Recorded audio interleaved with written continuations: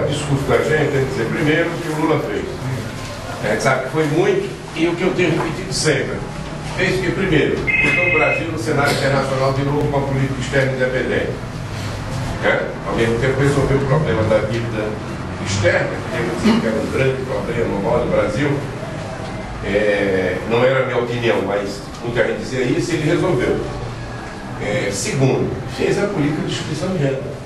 E basta haver um aumento do salário médio e alto, que aumentou. E o aumento do salário mínimo.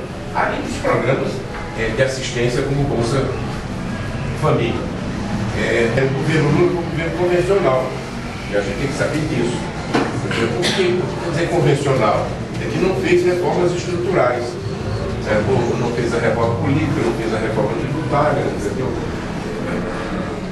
Não foi muito dentro da reforma agrária, tá certo?